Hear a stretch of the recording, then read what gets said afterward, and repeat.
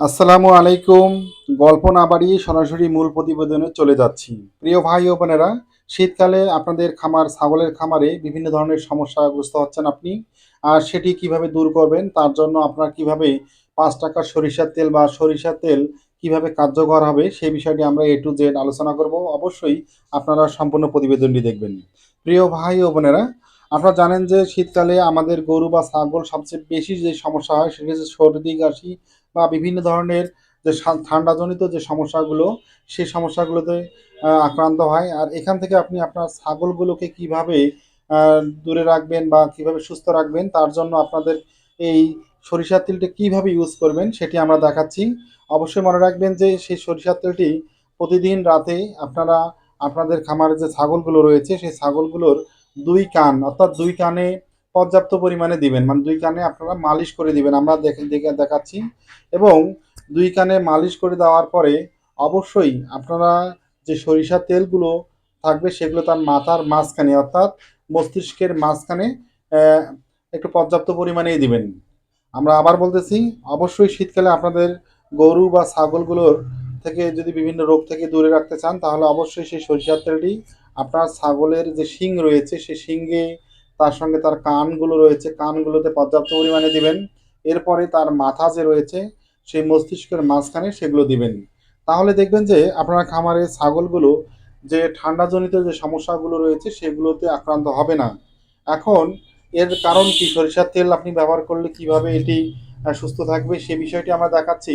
কিন্তু অবশ্যই মনে রাখবেন যে সরিষার তেল যদি যখন কানে দিবেন, তখন তার কিন্তু শরীরটা উত্তেজিত থাকবে এবং তার গরম অনুভব হবে এবং শিং দেওয়ার কারণে কিন্তু তার শিংয়ের মাধ্যমে সেটির শোষণ যদি হয়, তাহলে দেখবেন যে তার শরীরের তাপমাত্রাটি কিন্তু ভালো থাকবে বা ঠান্ডাজনিত যে তাপমাত্রাটি রয়েছে সেখান থেকে কিন্তু সে নিরাপদে থাকবে।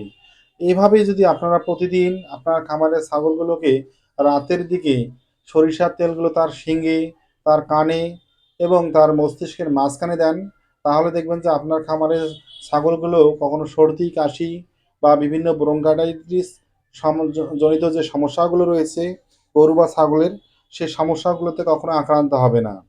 তাই আমরা বলব যে অবহেলা যদি আপনারা করতে না চান আপনাদের খামারের ছাগলগুলোকে বা অবহেলার পাত্র তাদেরকে বানাতে না চান, তাহলে অবশ্যই আপনারা আজকেই স্থানীয় বাজার হতে যে খাঁটি যে সরিষার তেলগুলো রয়েছে অর্থাৎ ঘানিতে ভাঙ্গা যে সরিষার তেলগুলো রয়েছে, সেই সরিষার তেলগুলো আপনারা আপনাদের খামারে যে ছাগলগুলো রয়েছে তাদের জন্য অবশ্যই কিনবেন। কেনার পরে সেগুলোকে সন্ধ্যার পরে একবার হলেও তার কান, মাথা বা বিভিন্ন শরীরে যে বিভিন্ন অঙ্গ-প্রত্যঙ্গে দিতে চান, সেগুলো আপনারা দিতে পারেন। তাহলে দেখবেন যে আপনাদের খামারের ছাগলগুলো সুস্থ থাকবে। আপনারা অনেকেই দেখবেন যে অনেকেরই বড়, বড় যে খামারগুলো রয়েছে শীতকালেই শেষ হয়ে গেছে। কারণ শীতকালে সবচেয়ে বেশি সমস্যাগ্রস্ত হয় ছাগলের খামারগুলো।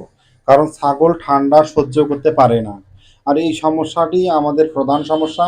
আর এটি যদি আপনারা দূর করতে পারেন, ইনশাআল্লাহ আপনাদের খামারে কখনো বিভিন্ন ধরনের যে রোগ শীতকালীন সে রোগগুলো ঢুকতে পারবে না এবং আক্রান্ত হবে না। আপনাদের খামারের ছাগলগুলো সুস্থ থাকবে। প্রিয় ভাই ও বোনেরা, আপনাদের যদি রাকিব অ্যাগ্রো ইউটিউব চ্যানেলের প্রতিবেদনগুলো ভালো লেগে থাকে তাহলে আপনারা অবশ্যই আমাদের চ্যানেলটি সাবস্ক্রাইব করবেন। বেল বাটনটি ক্লিক করে আমাদের সাথে থাকবেন। আমরা নিত্য নতুন প্রতিবেদন নিয়ে আপনাদের সাথে হাজির হব। আমরা চাই যে প্রত্যেকটি ছাগলের যে খামারগুলো রয়েছে তারা যাতে সেই ছাগলের খামারের সমস্যা থেকে নিজেকে দূরে রাখতে পারে, ছাগলগুলোকে দূরে রাখতে পারে। আর এই জন্যই আমরা রাকিব অ্যাগ্রো বিভিন্ন প্রতিবেদনগুলো আমরা তৈরি করছি। আমরা অবশ্যই প্রজনন বা ছাগলের জাত উন্নয়ন এবং ছাগলের বিভিন্ন সমস্যাগুলো নিয়েই আলোচনা করব।